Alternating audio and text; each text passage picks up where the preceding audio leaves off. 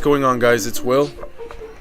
Today we bring you some leg exercises and some shoulder exercises. It's some abs, of course, at the end. Just so you know, at the end we actually included a little, well, some posing. I was gonna say a little pose down, but some posing from where we're currently at. Abs are coming in. You'll see that at the end of the video. I know there's still quite a way to go. Another thing is, people have told me that I cut too fast, you know, as far as carbs and calories go and whatnot, fats and up the protein, but I don't know. I guess I feel better than other years, you know, other years when I usually feel kind of like I'm small and I don't know, like I wish I was bigger. Well, actually starting to feel pretty good about it. And just wanted to say happy Valentine's Day. You know, it had passed, but hope you guys had fun. We actually ended up watching 50 Shades of Grey, and I had no idea what it was about, never read the book. My girlfriend didn't know what it was about, and we actually double dated, and they didn't know anything about it either. So to our surprise, we ended up watching a porn movie together, which was pretty funny. But either way, one thing about squatting, guys, make sure that you're keeping all the weight or most of the weight on your heel. Make sure that you're pushing with your heel and that you don't come up that the heel doesn't come up off the floor even a little bit. Because as soon as you see that little raise, it makes a big difference. Like that's something I've been working on too, and ever since I started working on it and just really pinpointing that, you notice a big difference. I mean, it's just squatting, as far as weight goes, the strength goes up pretty fast, you know, once you get the good form down, or if you have good form, that's why you notice the big strength gains as far as squatting goes. Because I mean, it's a complex exercise, you know, it's a compound exercise. So before I couldn't get past, or I couldn't even do like 2 plates, and I have been doing it for like a year, and then just that little change as far as make sure that the knees don't come in, make sure that the heel of the foot stays down, makes a big difference. Now I'm able to do 2 plates for 8 reps.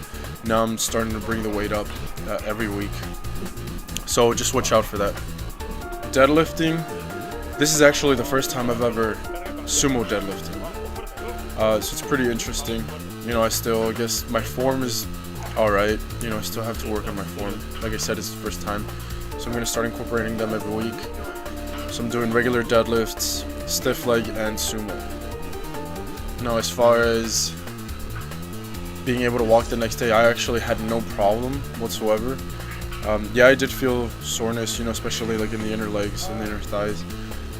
But I think you guys remember from the other video, this guy tried them out and he wasn't able to walk the next day. But then that's the thing, I usually work on my inner legs too. You know, what do you call the good girls, you know, closing your legs to work on the inner part. You know, like the machine where you sit down and you do that. I've worked on those before, so that's why I didn't really have that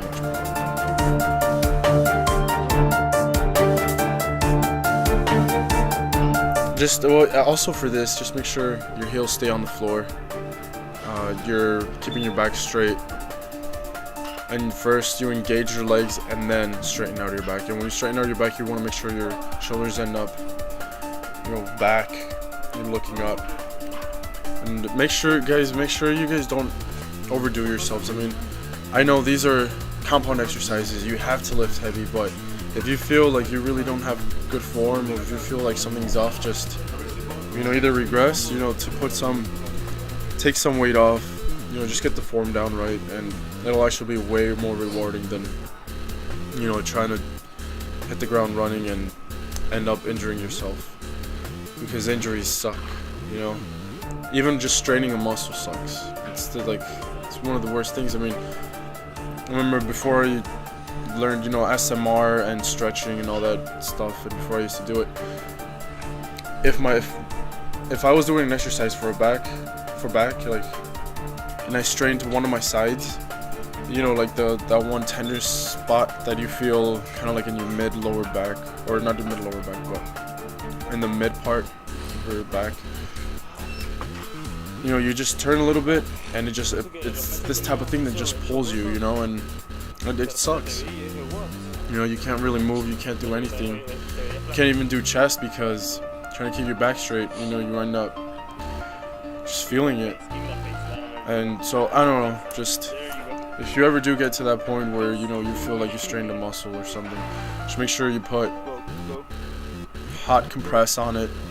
You're using like a foam roller, you're rolling it out, you know, trying to get a massage in there, putting pressure on it, you know, stuff like that, and then just try to avoid it as far as lifting weight. So, and then another thing for shoulders, guys, make sure that, or a tip I can give you guys is, make sure that when you're doing shoulders, you're trying to keep the lats out of the equation as much as possible.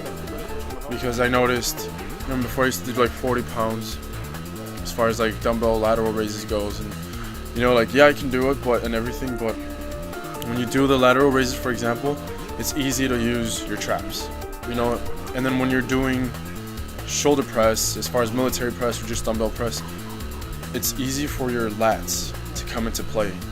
You know, you can push over 150, 130 pounds, and the thing is, if you're using your lats for support, then you're taking away from the shoulders. So that's why earlier, if you saw, we were on the Smith machine, we were only using like 10 pounds or a 25. The thing is, in order to really concentrate on using the shoulders, just make sure you suck your stomach in, you know, like engage your abs, suck them in. Make sure that your upper back is up against the bench, that you relax your lats, and when you're bringing down the weight, you're using your shoulders for that support. You're kind of like, you're still pushing the bar with your shoulders, but in the end, you're not supporting it with your legs, if that makes any sense. Just next time you go try any of those exercises, just watch out for that, you know, and then see if you notice a difference. You actually feel the burn in the shoulders way sooner than before. And then for the ab work, we just did, well, I did the V-swipes, you know, been trying them every now and then, trying to get better at them, trying to get those obliques, and, you know, the upper abs, lower abs for sure, you know, that helps a lot with them, especially the ones I did at the end, like the ones this guy's doing, the knee ups. You want to make sure you bring your knees up as high as possible, make sure you're flexing your spine, because that's pretty much what the abs do. They keep your spine from bending backwards so much, you know, because back counteracts the abs. So that's what you want to do. You want to make sure you're flexing your spine, and you're not just using your hip flexors. So then for these, pretty much these work out the whole ab section, or your abs, and they kind of do it from working from the top to the bottom, and then just depends on how you do them, you know, the angle you get it from, things like that. Same thing, you know, you can target it different ways. If you open your legs more in that stance, or if you close them more, you'll feel it, you know, different ways. So kind of experiment on that. And then, you know, a little posing right here at the end.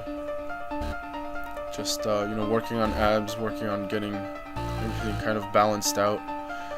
So I guess I'll leave you with this, guys. You know, any questions, comments you guys have, just leave them in the comment section, and then we'll answer them for you. We'll make more videos, and keep your eyes out for new material. Cool? Alright guys, take it easy. Peace.